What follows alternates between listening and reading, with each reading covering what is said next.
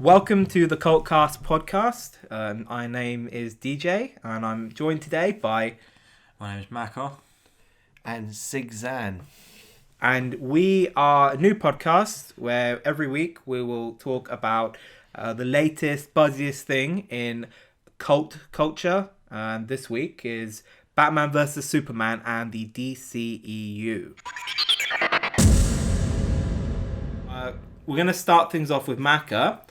So what did you think of Batman vs. Superman Dawn of Justice? Personally, I loved every minute of it, from the opening montage of the Wayne's family's death to the last moments with a possible revelation to Clark's fate.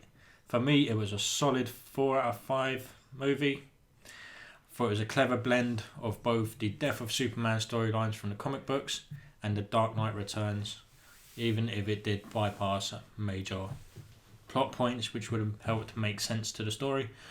But I thoroughly enjoyed it. I loved it, every minute of it. Yeah. What about you, Cigzan? Not a very good film, in my opinion. Yeah. Okay. Well, obviously, even though I'm hosting this, I do have an opinion as well. So I'm agreeing more with Macca than Cigzan. I thought that the film was very strong in places.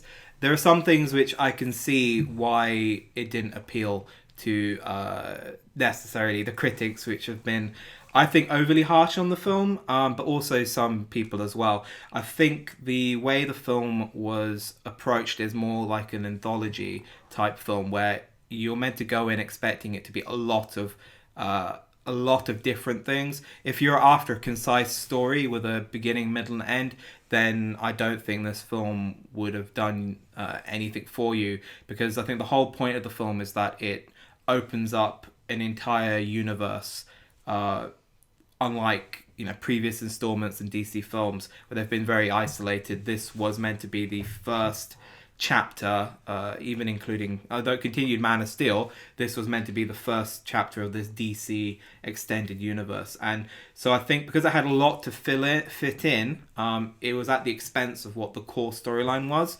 But I think it was very, if you take it for what it was, I thought it was very well done. And I enjoyed it. I don't think it was a masterpiece. I don't think it was the best film that it could be, but for me, it delivered on what it promised. So, like, Macca, what do you think kind of were the strengths of the film? I mean, I'd give it a 4 out of 5 myself, but why is it not 5 out of 5 in your opinion? Or maybe what did it do right? What didn't do right? Okay, I'm going to stay right from the start off. I thought one of the strongest elements of this film was Ben Affleck. I thought Ben Affleck was fucking charming in a few scenes you see him and as Bruce Wayne. And I thought his Batman was badass, brutal, and fucking devastating. His fighting style was amazing. He moves like you see him move in the comic books, which really appealed. It's the closest interpretation of Batman from comics to film. For me, I know he's only been one movie, but he kind of steps it up. I think he's been the best translation of Batman on film. Apart from when he says that line. Oh, come on. It's one line. It had me laughing out loud. It was it. Do you bleed? You will. You will. that was really corny. But that's a line, and yeah.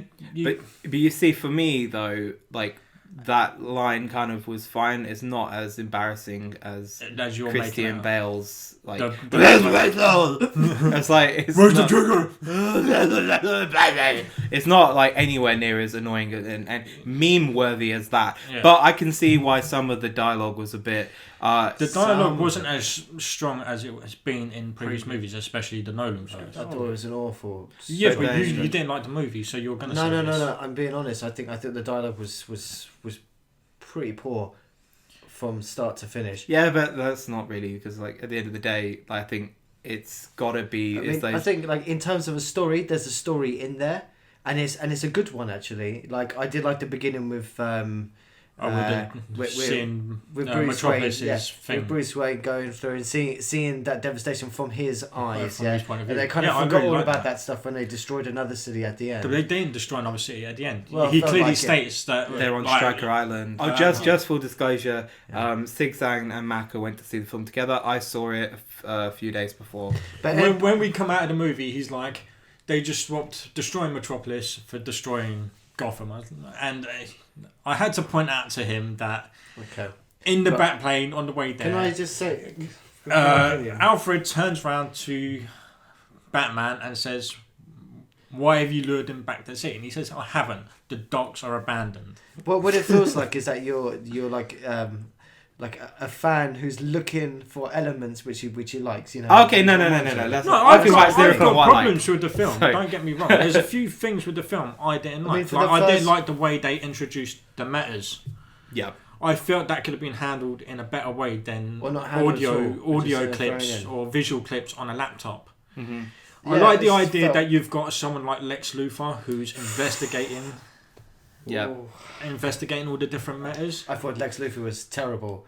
I mean, after about 10 seconds, I had enough of Lex Luthor in that film. I thought it was like a hyperactive man-child. But Cigzan, I think you're just not familiar with good villains because you like Marvel. Yes. There was one scene where they invited all of the was it when Wonder Woman and Bruce Wayne and Superman all came together. And he had some speech. I was like, what is he talking about? Because the idea is he's got so much going on in his head, he can't fathom a single thought to put into a speech. It was really annoying. It wasn't believable for one moment. It was just... And I have no idea why he... You harken back to the Gene Hackman. I have no idea why he wanted to like turn this dead body into a mutant... alien being and destroy the world. What was his motive behind that? He doesn't want to destroy the world. It didn't explain it very Superman. well. That's his. I think. Well, okay. I didn't understand. Okay. I didn't understand it. I thought like, well, what is? Because you were too busy asking questions in the cinema. Okay, let me. So I'm just going to say like one thing that Cigzan said earlier, which I don't agree with. I thought there was many things that I think worked and what didn't. I've not written this down. I'm just going off the top of my memory. I've only seen the film once, so I'm not gonna. There's maybe a few more things to add to it. But off the top, what I think what the film did well is, I definitely agree with Macca, is that this to me felt like Batman. And I've seen all the Batman films. I've seen all the Batman television series. I've seen every episode of the classic. I've seen Batman. So if someone goes to, oh, you don't know Batman? Well, I don't necessarily read the comics, but I've seen all the versions. I've played all 4 Arkham games. And I've even seen I've got Birds of Prey on DVD. I think it's and I've seen. Well. So for me, this Batman felt definitive, and the reason it felt definitive was because this was a mix of the old school detective Batman, the actual person who has to investigate. That's something else I quite like. This is a Batman you see to get him doing investigating. You mean the one scene where he walked down the stairs and... Yeah, but the point is, you felt that... But the point is, you felt that this is something him and Alfred, who actually has a much better role in this than any other Alfred, because you can see... I disagree there. I think Michael Caine was the definitive Alfred. No, because, for me, like, what I liked about this film is that it took... He disappeared for an hour and then just appeared again. No, it took things from... No, but it took things from the more recent interpretations of Batman, where Batman's been trained by Alfred, who's he's ex-SAS and SI5 or something. Yeah, and MI5, MI6, whatever. So this is kind of... It didn't explicitly say that, but you know... If Alfred has some sort of military background, and you had a kind of feeling that they have been doing this for 20 plus years, and so there's that detective element which I think is the strong part. And then the second thing that this did is Batman was a brute force, and he wasn't in many ways I think as it was mentioned earlier, he was like a tank.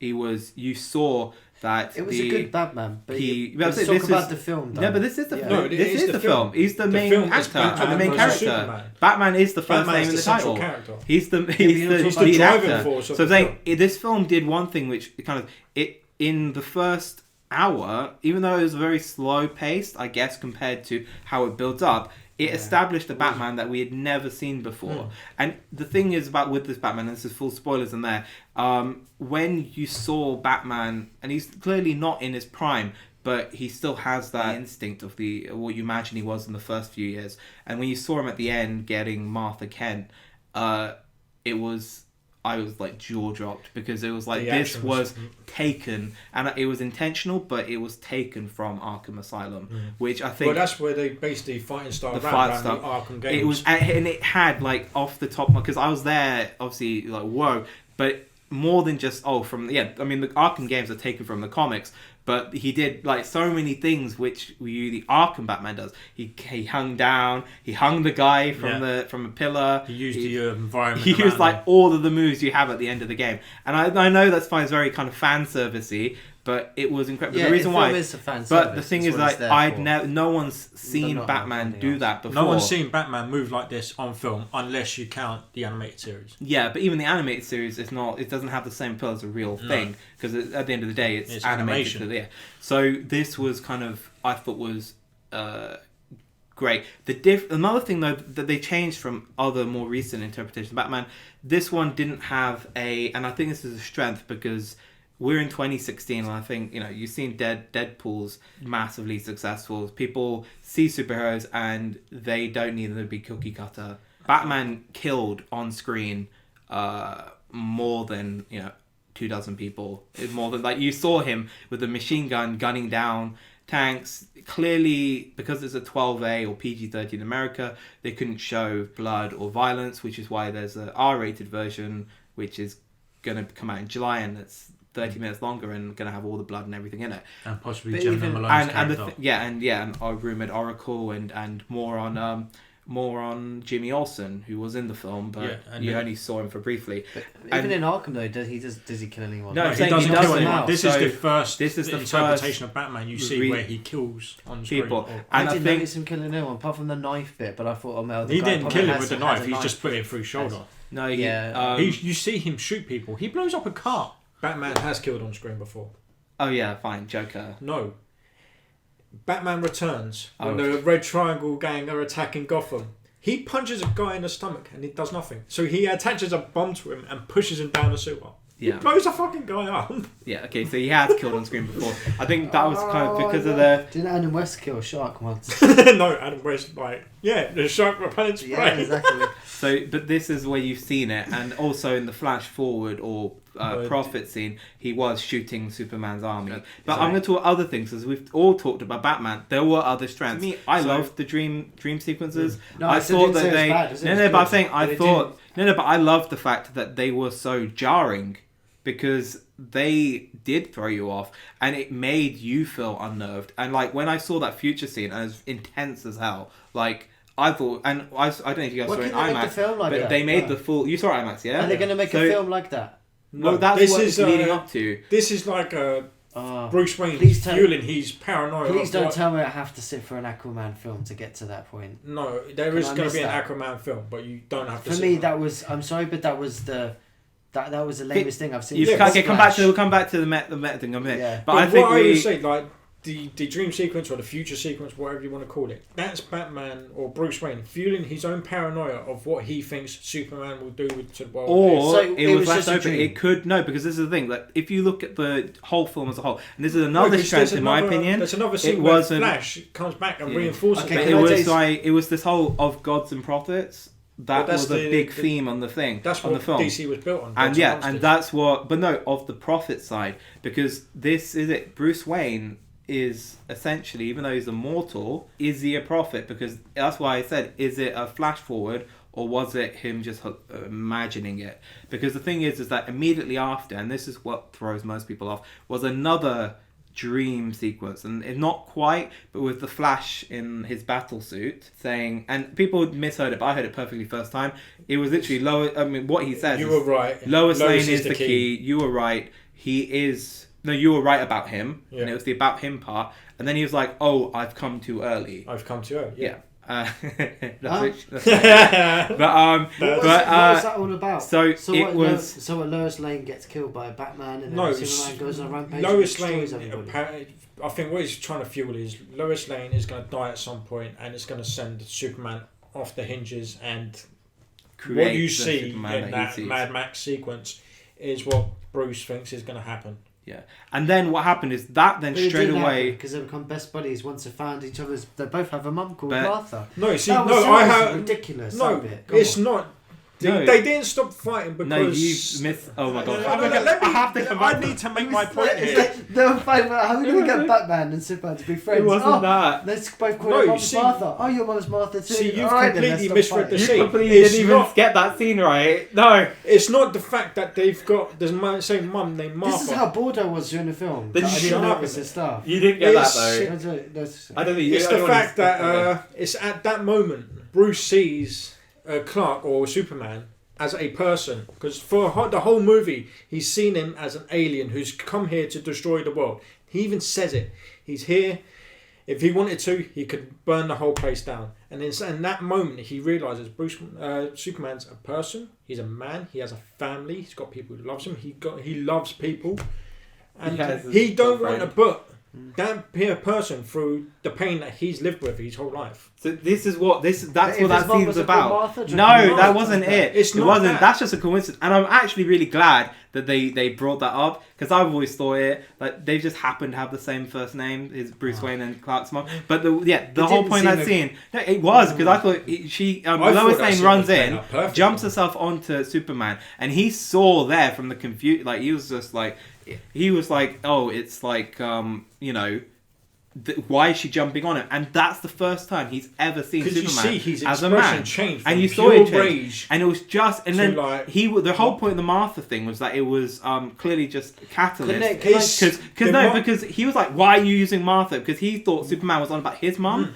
And then she was like, no, that's his mum's name. But Lois said. Zack Snyder fuels this from the start though, with the scene with Thomas Wayne dying words being Martha. So why couldn't they leave that as the last scene instead of doing that stupid like CGI monster? Because then but you really thought the CGI monster was stupid. Yeah, it Doomsday was I thought it was like from Lord of the Rings. It wasn't though, and you saw that this is you reading like internet memes and taking it on, because clearly you saw it change. It stopped being the cave monster when he shed his thing. It didn't just shed once. It shedded like twice, and it constantly got. Which is what Doomsday does in the comics. I'm sorry, but like that was completely unnecessary. The film's called Batman versus Superman, not Batman versus Superman versus Doomsday. It should have been just about Batman versus Superman. That fight should have been the climax of the film. And what was Wonder Woman doing?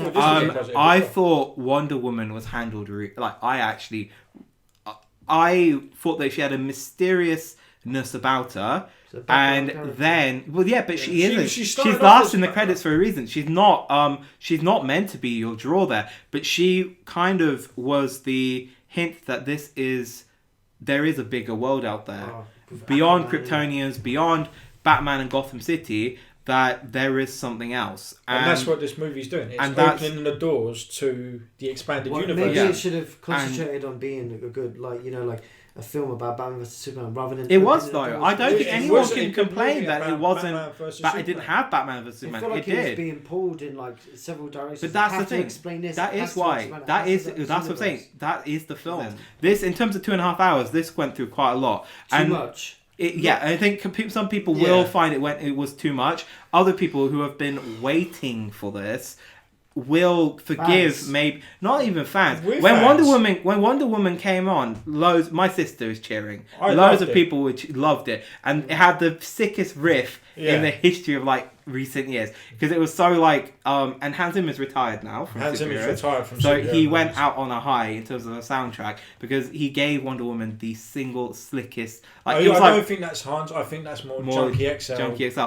But you can see, because I had classical bits and then it had the electric guitar riff, and it was when she fit, and you were like, oh shit, this is something else now. And that's what people don't like about it, the fact that it doesn't stick to one tone and one particular thing, because as soon as Doomsday comes through, I think it knows what it wants to be. It's people it knows what it wants to be, because it hit so many different things right. It was so much that in one sitting it's a lot to digest. Man of Steel was better than this. Yeah, I agree. Man of Steel was a stronger movie. I don't think so. I think so. There's scenes in Man of Steel that they bring a tear to the eye, man. Especially when you're featuring Martha Kent and the young Clark. Yeah. I think 3/4 of that film was good, except for the big punch up at the end. This is to throw in here because we never even asked it. I still don't like Man of Steel, so it's gonna be. For me, Man of Steel was not the thing is, when I went into this Batman vs Superman, I just accepted that was Superman. In an ideal world, that wouldn't be the Superman that I do. But you can't. When it's a sequel, you have to accept what came before. And I would be so annoyed if they retconned a lot of it. So I'm kind of glad it continued with it. But this Superman. So that's more of a negative. But let me just go more on the positive. One last thing. So I thought Wonder Woman was great, and I think it's left. Obviously, not everyone evident here, but it's left a lot of people interested now into seeing a Wonder Woman movie. And next thing that I thought was now negatives. We kind of have talked about negatives, but there were some, and I'm going to say, because you guys have said negatives, and then you've got Macca and you're only negatives. The negative I had was, okay, Superman, his story in this is very secondary, and given that he's the second lead actor on this, although it's very much Ben Affleck front and center, his character just didn't do much for me in this. And the reason why is because his storyline is that he's challenged to the fact that people have lost hope in him, or are, trying to bring him down, and why that was the character, and it just wasn't executed well, in my opinion. It's really the side story for him, and he was really, I just didn't like it. I thought the film could have been a lot better if maybe it was only told through Batman's perspective. And Superman is this alien being. How the world sees him is how Batman sees him. If it was done that way... But that's not the case, because it's not the whole world that sees Superman as this negative force. Yeah, I know, but I would have maybe preferred it... I like the Jesus sequence. Okay. When he saves the... But this is negatives, though. Oh, when you're going through... He's going through all the... Saving the people in the burning building. Yeah, I really liked that sequence. That was really good. Yeah. But do you know what? He's Superman. Why is he dragging a ship? He could pick that motherfucker up. Sorry for keep swearing, but he could pick that mofo up and bring it to safety instead of dragging it through the ice. Yeah, but it was a cool sequence though, watching him drag it. It was cool, but he's dragging the weight as the world is all on his shoulders, Yeah, it boils down to the fact I don't like the Superman. And I do. I think he's a good actor, but I just don't. And his lowest scenes are just kind of. They're good, but we've not really seen this relationship really kind of blossom. Even in and it more boils down to my issues of Man of Steel, which I'm not going to go into. Well, this film does flash forward 18 months from. Yeah, and you just assume, but it's just I don't see the chemistry between them, and this is fine, but it's just it's like it's more lust than love. I don't know. In my opinion. You got to go back to see a few sequences in The Man of Steel, and you see it there where there is genuine love between the two characters. Like when he's saving her from the World Engine, and she's looking over his shoulder, and she's in fear, but then she turns and looks back at Clark or Superman, whatever you want to call it. And she feels safe with this person, and she knows I too get fine. But that's an issue more with Man of Steel. They had to continue it here. I'm glad they did though, because they could have very easily retooled it or something. But clearly it's the same. They could have done the most ridiculous thing and cut out the Lois and Clark. They split up, but now Clark is with this new girl. What's her name? Diana Prince, who just so happens to be Wonder Woman. Yeah, I'm glad they didn't do that, and that's which why was something that was rumoured a few months prior to release, that there was going to be this romance between Superman and Wonder Woman. Yeah, I think that's why, and the fact it really felt like that's not necessarily a negative, but the fact that it continued Man of Steel shamelessly, like it was like Zack was like, screw what you thought of Man of Steel. This is the sequel or the follow up. Well, this is dealing with the consequences and the fallout of the event. I appreciate that. I actually think it's better Part of that is Bruce Wayne's driving force for trying to take down Superman. But no, it actually felt like it continued some plot threads from Man of Steel anyway. It did. And it didn't need to. It could have very easily have just not really referenced. We didn't need to see Lois. She didn't need to be integral. It didn't need to have Perry White and all those characters in it. It continued it. In fact, to the extent that it looked actually a very minor thing, and this is not a negative, it's positive. They even brought back Lana Lang and Pete Ross, the people who played them in the first Man of Steel, for the funeral scene. So it went to such an extent to have some continuity. And I'm just going to say, I'm not trying to compare it, but even more so than you get with the Marvel films, which are going to always be compared to, because they recast everyone. Don Cheadle's playing War Machine, but that was another actor, Terrence Howard. And Marvel really doesn't care about continuity, because obviously between the different actors playing Hulk and what have you. It's fine. But then here, it doesn't feel like that would be the case. There's more attention to that little detail. And if you're like me and you're an ideas person, you like that, and you actually forgive maybe bad execution of ideas for the fact they have the ideas in the first place, that kind of connected with me. But, okay, back on negatives. So another negative I had was how the meta-humans were dealt with, which we talked about earlier. I think they deserve to be more than just MOV files on a laptop. Why is Aquaman living in the Titanic? Yeah, that's the thing. I think and there was another... Seriously, 2016, and he's still got a trident. What does Poseidon rule the seven seas with? Yeah, when was Poseidon? Yeah, but on a side note, I live with Cigzan, and he's always had something for Aquaman. And he's always had it. Aquaman's always been the gay joke of and he has a thing, and I think it's a deep love for Aquaman, but he can't admit it, so he masks it as shade all the time. The thing is, Aquaman wasn't executed as well as all and I actually thought when Lois through the so this is the thing. Someone else, I know what you're going to say. This is the one thing. This is the one thing I would have changed to the film. I don't care about the rest of it, and it had flaws. It looked like a scene out of Zoolander. The Aquaman. He's not. He hadn't. I think what they tried to do with that sequence, and it didn't necessarily really kind of come through on it. Yeah. He was meant to be confused at what this technology was. Because it was, I think he was like he'd been discussing. He had no idea what this thing was. I'm pretty sure this Aquaman's been on land. He's been around people, but we wouldn't know though because he's not. We don't know until they do anything more. But I thought he looked very cool. Like in real life, Jason Momoa has this kind of fish scale tattoo, and what they've done is they've actually extended it along his whole arm. So I thought it was pretty cool. Yeah, I think the look of Aquaman is a lot better than what it could have been. It could have been the green trousers and orange shirt. Maybe not the derelict expression though. Yeah, but he is a model, so you can't really help that. Now, the thing I was saying about Aquaman, and this is another thing that annoyed me, and maybe it would have been one too far, and I can see.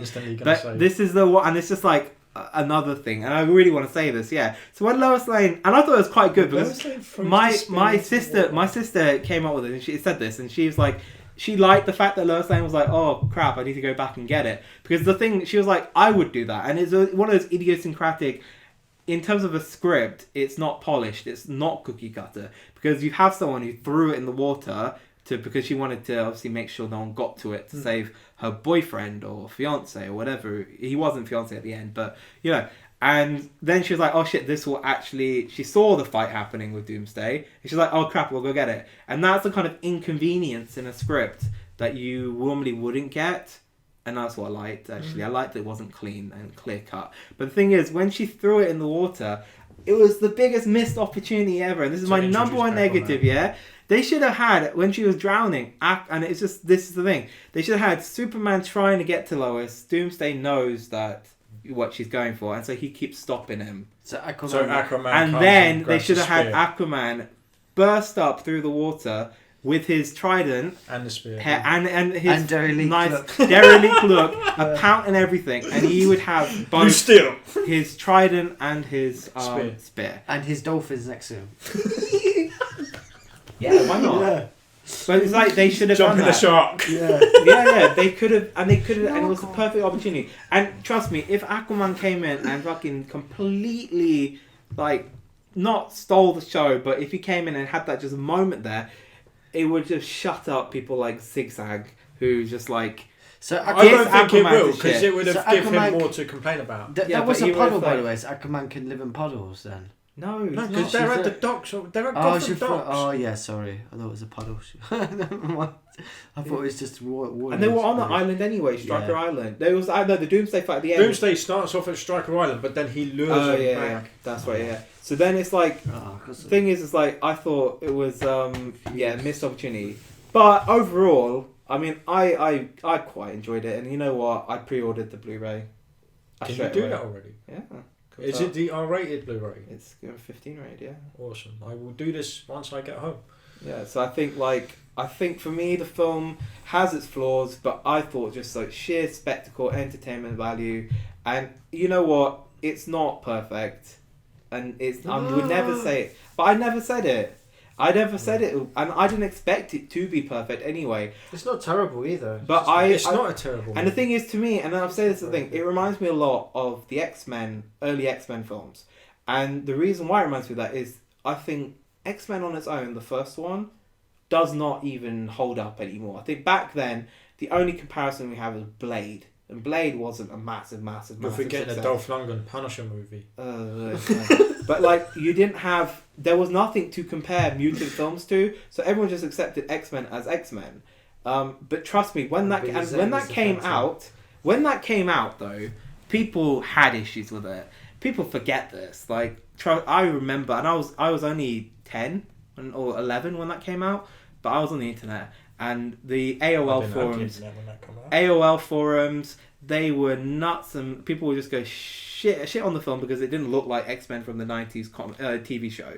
Because everyone had to wear black leather because of the Matrix. And the thing is, people just like, and people had so many issues with it, and obviously in hindsight, I'm sure if Rotten Tomatoes was out in 99, that would be a negative as well, because many people had it, but they had nothing to compare it to. So this film, to me, is kind of... to compare to. It's got so much to compare it to, and I think because it's so against the familiar in how it's done. But if I had to compare it to something, it's like the first X-Men.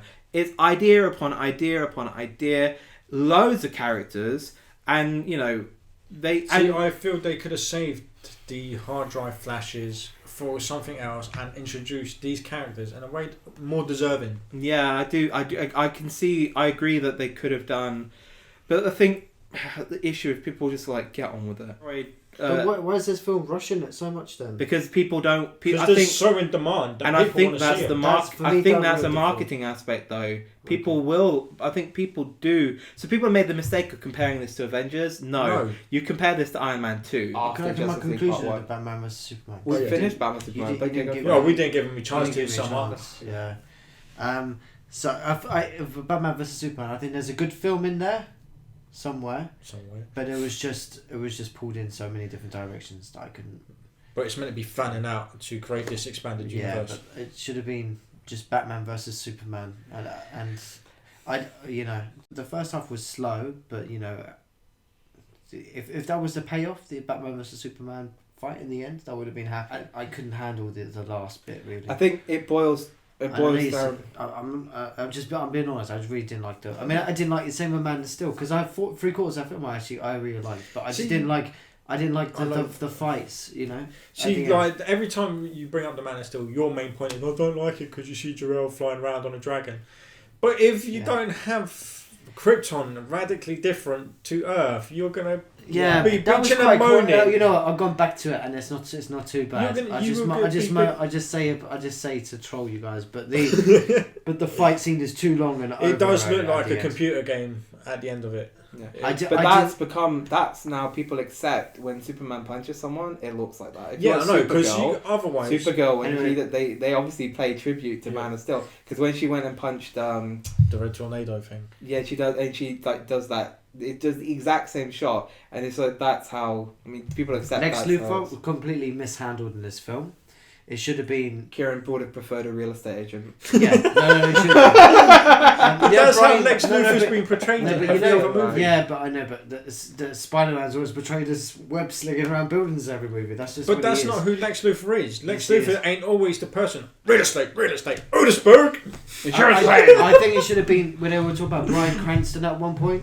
Someone like that, like a Walter White, No, combined with a King. Why would that? But you need someone larger than life to take on someone. Lex Luthor should be Superman's age. No, yeah. You need a criminal. Yeah, they are. Henry Cavill and Jesse Eisenberg are the same age. You need a criminal mastermind. But he's not doing. He's not. This is him coming to fruition. He's a master. He uses his brain. He's a business genius in this film. This is what he's meant to be. He's meant to be a business and scientific genius. As a bratty child with Tourette's syndrome. That was.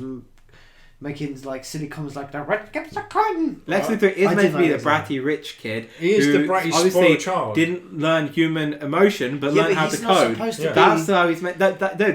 He was too crazy. Don't say how he's meant to be crazy. Don't say how he's supposed to be, because that doesn't. But resonate. It didn't work for you. No, it didn't work. But I don't. For me, it worked perfectly. That whole the red capes are coming. I thought that's a kind of a Civil War thing, because that's when they used to like the British are coming. The British are coming. Yeah. I think and that's the galloping, the British are coming. That's what he's getting at, but he's replacing the British with Superman. Because Superman is coming. That's a phrase. The redcoats are coming. Yeah, but it was just delivered really awkwardly. Though. No, he's meant to be that though. That's what he is. He's an awkward mofo. I don't like Jesse Eisenberg. I think he's the same in everything. But his character in this was awful. I would have preferred it if he played it more like Zuckerberg from The Social Network. But he couldn't change how the. He's just that's how he is as an actor, right? It was just bad, and you know the doomsday thing. I just didn't understand his motivation. He's just you're looking for motivation in a thing that clearly just exists to kill Superman. Yeah, there is no motivation. That is all. I was looking at a Kingpin. There was motivation behind it. The Doomsday Kingpin. I'm very. Doomsday's a mindless abomination of man. Wilson Fisk is a criminal genius. Yeah, that's what I was expecting. But you can't expect that out of a mindless monster. What? No. Sorry, what? That's what I wanted Lex Luthor to be like. No, you just said you wanted Doomsday to be like that. You compared Doomsday to Kingpin. Clearly he's had one too many Pepsis. Okay, I'm sure we could talk for hours more, and I'm sure we will in future podcasts. But signing off, it's Dijei. It's Macca. I better go before I choke people out, because this discussion is getting me quite agitated. And Cigzan. Yeah. So, if you liked what you heard, please subscribe and follow us, and we will keep you entertained with future podcasts. It's Cigzan. It's with DJ Shishan and Macca. How can you forget it? It's 4 letters. It's your name anyway. It's 4 letters. Macca. 5. Hey, fuck you. Okay, bye.